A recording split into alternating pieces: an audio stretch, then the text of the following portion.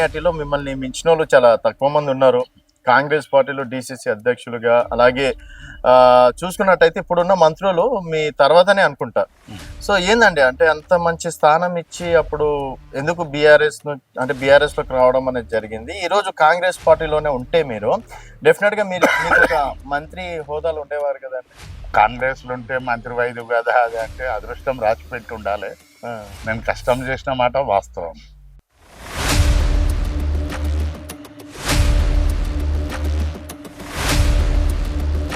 అనిపించిందా అన్న మీకు ఎప్పుడన్నా అరే నేను కాంగ్రెస్ పార్టీలో ఉంటే రోజు మంత్రి అయ్యేటోడిని కదా అట్లాంటివి అట్లా ఏం లేదు. నా అదృష్టం అది లేదనుకుంటాను నేను. ఓకే.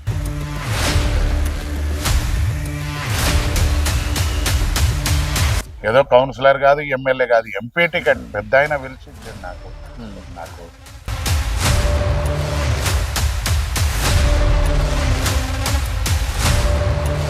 అంటే అనిపించలేదా కిరణ్ కుమార్ రెడ్డి చేతిలో అంటే మనకన్నా జూనియర్ కదా అబ్బాయి చేతిలో ఓడిపోయాం కదా అట్లా అన్నట్టు ఏమన్నా వాడు ఎవడండి నాతో పాటు ఓడిపోయినా ఇంకొక ఆయన గెలిచిన ఆయన మందులకే వస్తలేరు, నేనే వస్తున్నా.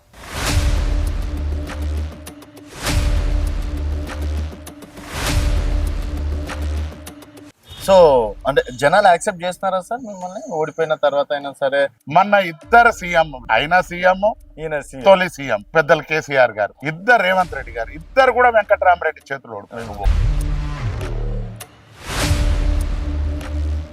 మలేష్ అన్న ఇప్పుడు ఏంటంటే ఒక బస్తా మనం బియ్యం తీసుకుంటే ఒక కొంచెం బియ్యంలో వాళ్ళ అధికారం చేపట్టిండ్రు, మరి ఇంకా సగం ఉన్న బియ్యంలా మనం తినలేకపోతున్నాం ఏంది అంటే రాజకీయం అంటే తినుడేనా?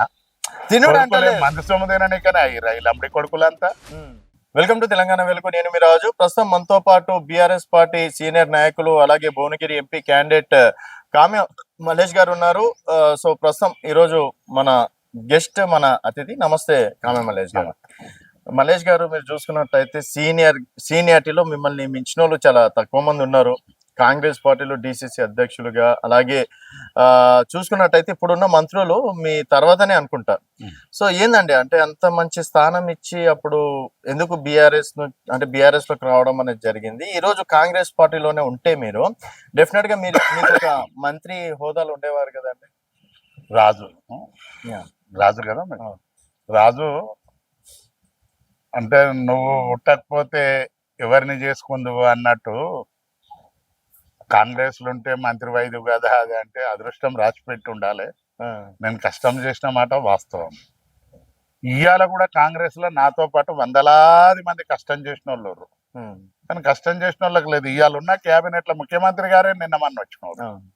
ఇవాళ కాంగ్రెస్ లో 12 మంది క్యాబినెట్లు ఉంటే 6 బయట వాళ్ళు, 6 కాంగ్రెస్ పార్టీ డిఎంఏ. ఆ 6 ఇద్దరే నాకన్నా సీనియర్లు, అందరు నాకన్నా జూనియర్లు.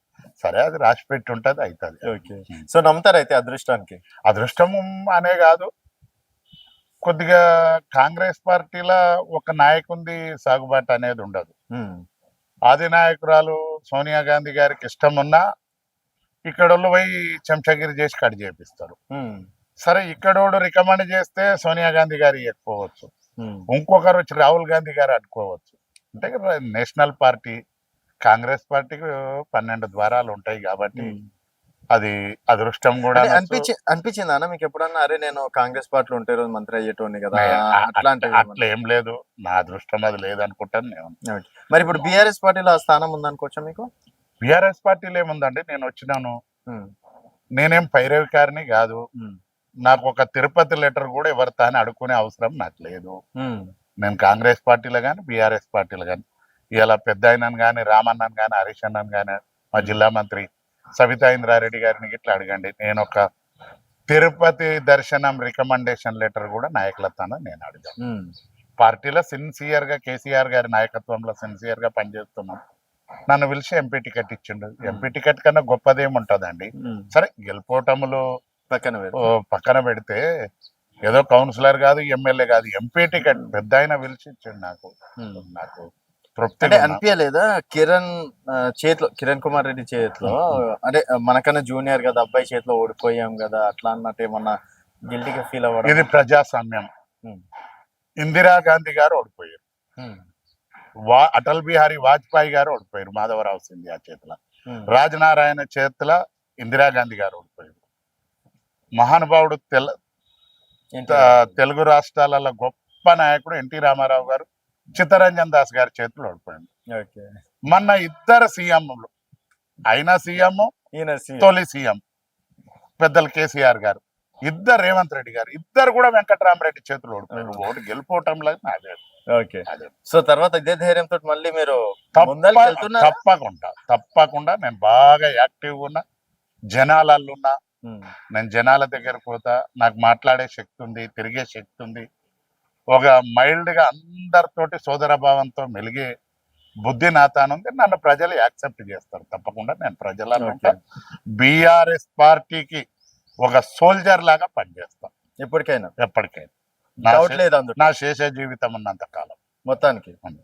సో అంటే జనాలు యాక్సెప్ట్ చేస్తున్నారా సార్ మిమ్మల్ని ఓడిపోయిన తర్వాత అయినా సరే? అదే ఆదరణ, అదే ప్రేమ? వాడు ఎవడండి నాతో పాటు ఓడిపోయిన ఇంకొక ఆయన గెలిచిన ఆయన మందులకే వస్తలేరు, నేనే వస్తున్నా. ఆ. రోజు మీరు కూడా చూస్తారు కదా, ఎప్పుడు పోతే పొద్దున్న ఇప్పుడు పోతానే సో అసలైన ఎంపీ మీరే. ఎంపీ అని కాదు, ఎంపీ ఉంటే ఏముంటదంటే దోసుకోవడానికి ఒక మార్గం ఏమో. సరే నిజాయితీ పరులు కూడా ఉమ్, ఇలా శాసనసభల 119 మందిలో ఓ 10-20 మంది గాంధీ మహాత్ములు లాంటి వాళ్ళు ఉర్రు. ఉమ్, ఒక 20-30 మంది కీచకుల లాంటి వాళ్ళు కూడా ఉంటారు. అందరూ ఒకటండి. ఎండ్లనైనా బాపనెండ్ల బస్టోడు ఉంటాడు, మాదిగొల్ల దాంట్లో కూడా మంచోడు ఉంటాడు. దానికి కులము పదవి ఈక్వాలిటీ కాదు, మనిషి వ్యక్తిత్వం కావాలి. ఓకే. ఆ. అయితే ఇప్పుడు బీసీ కులగణన కాంగ్రెస్ పార్టీ చేపట్టింది. సో బీసీలకి పెద్దపీఠం, పిసిసి అధ్యక్షుడిగా బీసీని నియమించడం అంటుండ్రు. ఒక బీసీ వ్యక్తిగా నిజంగా బీసీలకి కాంగ్రెస్ తోటి న్యాయం జరుగుతుంది అని చెప్పేసి అనుకోవచ్చా? కులగణన సంతోషం కాడికి. ఉమ్, కులగణన చేస్తేంది, చేయకపోతేంది. నేను కులగణన చేయడాన్ని వ్యతిరేకిస్తలేదు, సంతోషమే. ఓకే. బాబాసాహెబ్ అంబేద్కర్ రాజ్యాంగంలో పొందుపరిచి ఓటక్కు కల్పించిండు. ఉమ్, కులం ఉంటే ఓటిచ్చిండు, కులం లేకపోతే ఓటియలేదా. ఉమ్, భారతదేశంలో పుట్టిన ప్రతి పౌరునికి ఓటక్కు కల్పించిండు. ఇంకేం కావాలండి అంతకన్నా గొప్పది? ఉమ్, ఈ బడుగు బలహీన వర్గాల నాయకులు కానీ, దళిత నాయకులు కానీ, ఎవ్వరు కానీ మన సామాజిక వర్గాలకు మనకు ఓటు విలువని చెప్పి అవేర్నెస్ తెస్తే చాలు. మనకు వేరే ఓకే. విషయాలు కన్నా ఇది గొప్పది. సక్సెస్ అవుతుంది అనుకుంటున్నారా? తత్ బ్రదర్, ఒక్కనాడు ఉమ్, ఒక 100 ఏళ్ల కింద ఈ దొరల, ఈ భూస్వాముల అహంకారానికి, వాళ్ళ క్రూరత్వానికి వ్యతిరేకంగా నక్సలిజం పుట్టింది. ఉమ్, ఈ రాజకీయ క్రూరత్వం గిట్ట అణచివేత గిట్ల ఇంకెక్కువ పెరిగితే సామాజిక నక్సలిజం కూడా పుడుతుంది. ఓకే. తన్ని ఎలగొట్టే రోజులు వస్తాయి, డిపాజిట్లు రాకొట్టే రోజులు కూడా వస్తాయి. కానీ నేను కులాలను నిందించడం కాదు, వర్గాలను నిందించడం కాదు. కులాలలో కూడా మహాత్మా గాంధీ లాంటి వాళ్ళు, కొందరు దుర్మార్గులు కూడా. మరి కాంగ్రెస్ లో ఏం శుద్ధపూసలే. ఇవాళ నల్గొండ జిల్లాల పాపం మందుల సామెల్ గారిని, ఎవరిని వీరేశంను రోజు యూట్యూబ్లలో చూస్తున్నాం. ఉమ్, కోమటిరెడ్డి సోదరులు, ఆ మంత్రి ఈ మంత్రి, వాళ్ళని కూడా ఒక్కపోత గురి చేస్తావు. మరి కాంగ్రెస్ పార్టీల వాళ్ళని స్వేచ్ఛని ఇయ్యాలి కదా. ఇయ్యాల కూడా పొద్దున చూసిన నేను. ఉమ్, ఈ చేసేటోడి అన్ని పార్టీలలో ఉంటారు, మా పార్టీలో కూడా ఉండొచ్చు. ఓకే. ఉంటారు కొడుకులు అసంటోళ్ళు, కానీ అసంటోళ్ళ ఆటలు కూడా సరే కొన్ని రోజులు తాగుతుండొచ్చు. సో మనకు స్వతంత్రం వచ్చి 60 సంవత్సరాలు దాటిపోయింది, 70 సంవత్సరాలు కూడా దాటిపోయింది కదా.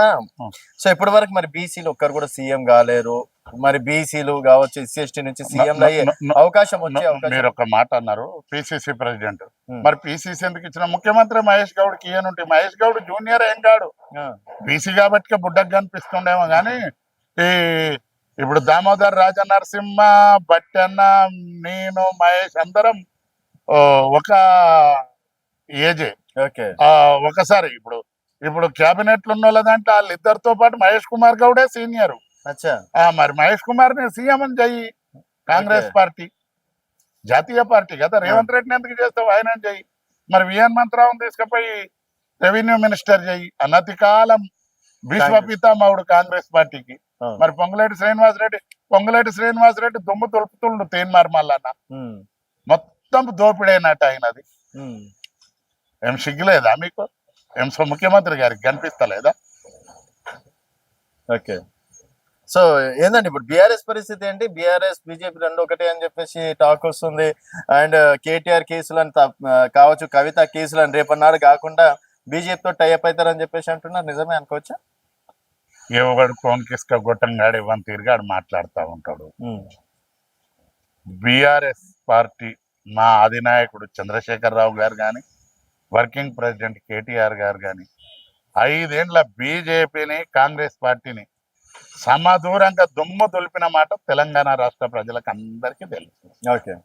ఇక వాళ్ళకు ఆ, ఆడరాక పాత గజ్జలు అన్నట్టు బీజేపీ వాడు ఏమంటాడు, కాంగ్రెస్ బీఆర్ఎస్ ఒకటి ఉంటాడు, బీ కాంగ్రెస్ వాడు ఏమంటాడు, బీఆర్ఎస్ బీజేపీ ఒకటండ. ఆ సిగ్గుదప్పిన మాటలు ఎందుకు మాట్లాడతారండి? మీ ఏడుపు మీరు ఏడుగురి. ఓకే. మమ్మల్ని ఓడగొట్టారు ప్రజలు, మీకు పరిపాలన ఇచ్చారు, ఏం సుఖంగా చేస్తారు ఒకసారి ఆలోచన చేయండి. 410 మంది రైతులు చచ్చిపోయారు. బుద్ధి ఉండాలి మాట్లాడడానికి. ఒక్కనికొక్క సోయం నాదండి, దోచుకునుడే వాళ్ళ కాంగ్రెస్ అంతా. సిగ్గేమన్నా ఉంటే ఇవాళ మీ ఎమ్మెల్సీ, మీ రూలింగ్ పార్టీ ఎమ్మెల్సీ మీ కూడా చెప్తా ఉండు. కాంగ్రెస్ పార్టీలు ఎక్కడ బీసీలకు న్యాయం అంటే ఎవరిని బానిసల్లాగా చూస్తారు. బీసీలను ఇప్పటికీ నడుస్తుంది అంతే. వాళ్ళ దాంట్లో అది ఉంది, ఏదున్నా ఫర్ సేల్ అంతే.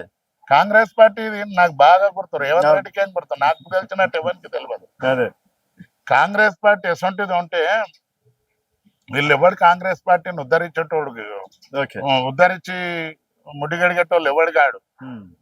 వచ్చింది అవకాశం, 10 ఏండ్లు కేసీఆర్ గారు పరిపాలన చేసిండు, చాలా ఇంకేమిస్తారు అని ప్రజలు ఆశాజీవులు కాబట్టి ఓట్లు వేసారు. మా మీద కొద్దిగా వ్యతిరేకత వచ్చి వాళ్ళ కోట్లు వేసారు, అంతేగాని వాళ్ళు ఏదో వీక్ పడేసింది. కాంగ్రెస్ నాయకులు ఎసొంటి వాళ్ళు అంటే, కాంగ్రెస్ పార్టీ అనేది ఒక పాడిగేదే, బలిసింది ఈనింది పాలిస్తుంది పెండుకుంటారు. ఈ కొడుకులు గడ్డి కూడా వేయడు ఆ గేదెకు, దాన్ని కసాయి కొట్టిస్తారు. మళ్ళా దానికి అది మంచిగా అయినాక వచ్చి పెండుకోవడానికే వస్తాం. మల్లేష్ గారు, సరే మీరు కాంగ్రెస్ పార్టీ గురించి చెప్పింది, మరి బీఆర్ఎస్ ఏం తక్కువ? బీఆర్ఎస్ లో కుటుంబ పాలనే నడుస్తుంది. హరీష్ రావు, కేసీఆర్, కవితారావు, సంతోష్ రావు, తారక రామారావు, ఈ రావులే కదా, వినోద్ రావులు కావచ్చు, సంజీవ్ రావులు కావచ్చు, బీసీలకు ఏడొద్దరించిందని చెప్పేసి అంటారు. ఒక్కటి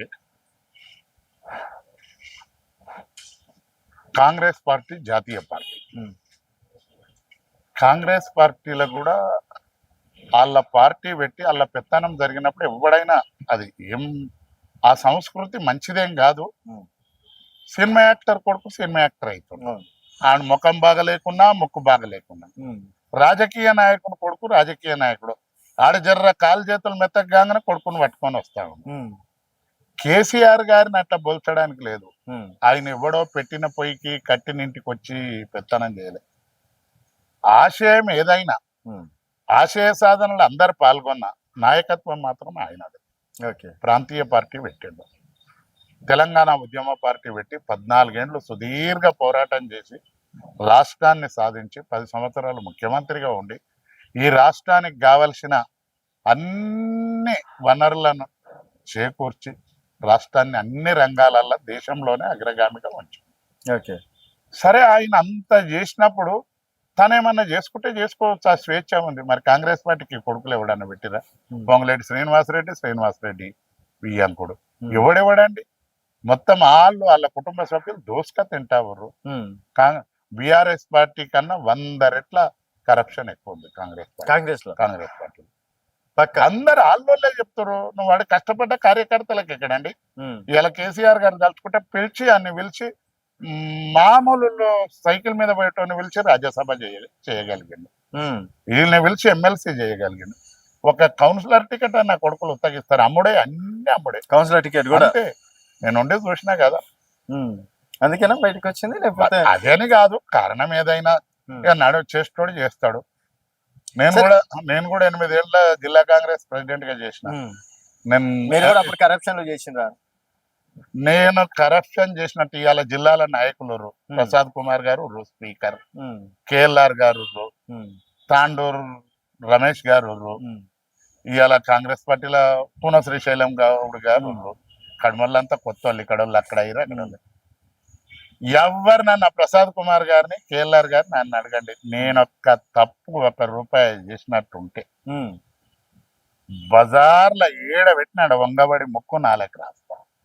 నేనేందండి ఎవర్ గ్రీన్, నాకు పేరు పెట్టడానికి నాకు ఈ జీవితంలో ఆ అవసరం రాదు. మరి ఇప్పుడు పైసా లేనిది రాజకీయం చేయలేదు. అరే మా అయ్య పైసలు ఉంటేనే పైసలు పంచాలి, బీర్లు బిర్యానీలు పంచాలి, అన్ని చేయాలి. మరి అవి ఉన్నాయి మీ దగ్గర? వాస్తవం. అందుకే ఓడిపోయినాం కదా. పైసలు పంచక ఓడిపోయింది అట్లా. అది అట్లానే కాదు. నాకు మా నాయన సంపాదించింది మాకుంది, మా పిల్లలు సంపాదిస్తారు. నా ముగ్గురు పిల్లలు వెల్ సెటిల్డ్, ఇద్దరు అల్లుళ్ళు వెల్ సెటిల్, నా కోడలు వెల్ సెటిల్. నాకేం అది మరి ఎందుకు కోడల్ని కొడుకులని రాజకీయాలకు తీసుకురావట్లేదు? నాకేం గతి లేదంటే వాళ్ళకి ఉన్న కొడుకులు అనుభవించి దోసుక తినడానికి వాళ్ళ వృత్తి రాజకీయం. నేను అయినాక ఆ ఆలోచన నాకు రాదు కూడా. నా తర్వాత నా నాయకుడు కావాలి, నా కుటుంబ సభ్యులు కార్యకర్తనైనా నాయకుడు. అంతేగాని నాకు అవకాశం, నాకు అధికారం, ఒక బాధ్యత వచ్చినా నా ప్రజలలో నా పర్ఫార్మెన్స్ చూపిస్తా. కానీ నా కొడుకునో ఏమన్నా మా బాబుండు ఆ రాజకీయాలు అంటూ కూడా అంతే, ఇంట్లో ఉండి పనిచేస్తాడు అంతేగాని వేరే. నెక్స్ట్ ఏందన్నా మళ్ళీ ఎంపీ అనుకుంటున్నాను, ఏమనుకుంటున్నాను? మా పెద్ద ఆయన ఏది ఇస్తే అది పోటీ చేస్తాడు. ఒకవేళ చేసి ఏ నియోజకవర్గం అంటారు? సార్ ఇష్టం, అది ఏది ఇస్తాడు. మీరు ఎక్కడైనా మీ కార్యకర్తల ఎక్కడ ఇచ్చినా పోయి చేస్తాను. తెలంగాణ మొత్తంలో ఎక్కడ ఇచ్చినా పెద్ద ఆయన ఎక్కడ ఇస్తే అక్కడ. బీసీ నాయకుడిని ఆదరిస్తారా జనాలు? అరే ఎందుకు ఆదరించారండి? బీసీ నాయకుడు చైతన్యం వచ్చింది అనుకోవచ్చా జనాల లోపల? రాలే. బీసీలను చేస్తామని మరి చైతన్యం వస్తే, చైతన్యం వచ్చిన తెల్లారి వచ్చే ఎన్నికల్లోనే 543 మంది ఎంపీలు గెలుస్తారు, 119 మంది ఎమ్మెల్యేలు. అది రాలే, అది రావాలి. మరి ఎట్లా?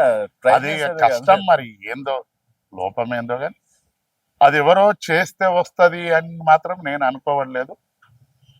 దానికి అది కూడా మరి ఇప్పుడు ఒక ఉప్పెనలాగా వచ్చే రోజులు వస్తాయి.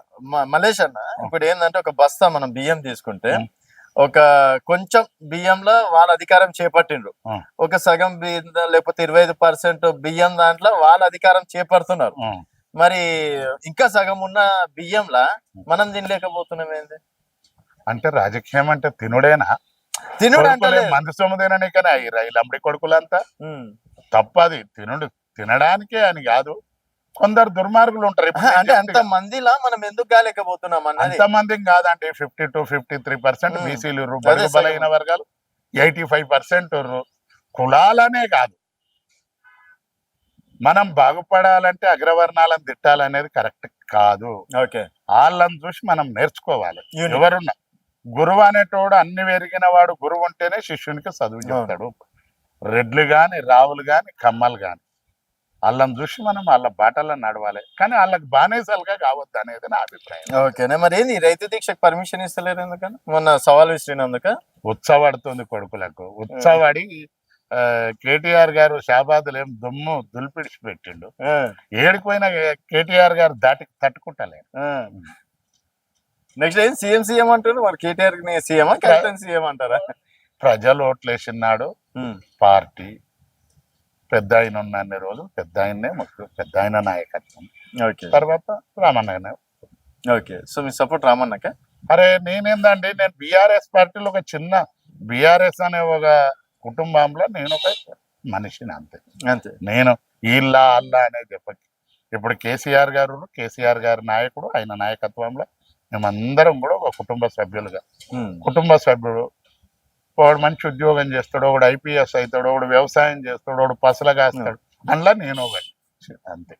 ఓకే, సో మరి ఇక్కడ మీ నియోజకవర్గం, పార్లమెంట్ నియోజకవర్గంలో ఎట్లుంది పాలన? సంవత్సరం పాలన పైన మీరు తిరుగుతున్నా చూస్తున్నా అది అంటున్నారు. ఏం లేదు, ప్రజలు బాగా వ్యతిరేకంగా ఎవరికి మీ దగ్గరకు వచ్చి చెప్పుకుంటున్నారా బాధలు? ఇక్కడేనండి, ఒక లోన్లు మాఫియా, రైతు బంధా ఇవే కాదు, వ్యవస్థ స్తంభించిపోయింది. తెలంగాణ రాకముందు పరిస్థితులు వేరు, వచ్చినాక కేసీఆర్ గారి పరిపాలన పెద్దది. రాష్ట్రంలో వ్యాపారం కానీ ఏది కానీ రియల్ ఎస్టేట్. గుడిసెలు ఉన్నోడు 4 రూములు స్లాబ్ బోషిళ్ళు కట్టుకోండు 10 ఏళ్లలో. సైకిల్ మీద తిరిగేటోడు కారు తెచ్చుకోండు, పిల్లలను మంచి స్కూళ్ళల్లో చదివిండు, మంచి బట్టలు పెళ్లిళ్ళు చేసుకోరు. ఒక సామాజికంగా మంచి ఉన్నత స్థాయికి ఎదిగి ప్రజలు బతికే పరిస్థితి వచ్చింది. ఈ ఎన్నికల కన్నా 6 నెలల ముందు, ఎన్నికల ముందు స్టాగ్నేట్ అవుతుంది ఏ బిజినెస్. ఒక ఎన్నికలైన 2-3 నెలలకు బాగా జప్పున లేచిపోతుంది. కానీ అది లేదు, భయం ప్రజల ఈ పరిపాలనను చూసి అందరు భయపడతారు పెట్టుబడిదారులు.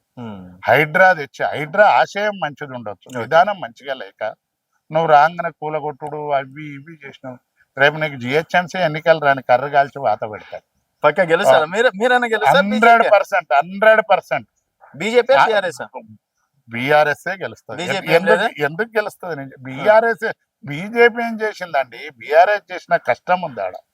కేసీఆర్ గారి నాయకత్వంలో మున్సిపల్ మినిస్టర్ గా కేటీఆర్ గారు ఉండి ఇవాళ హైదరాబాద్ నగర విలువను అన్ని రంగాలలో ఇవాళ భారతదేశంలోనే ఒక ఉన్నత నగరంగా ఐటీ కానీ, ల్యాండ్ ఆర్డర్ కానీ, డెవలప్మెంట్ కానీ, ఏం నువ్వు పశ్చిమ హైదరాబాద్ పోయి చూసి నానక్రామ్ కూడా ఆ ఏరియాలో పోయి చూస్తే అమెరికాను తలపించే విధంగా అభివృద్ధి చేసింది.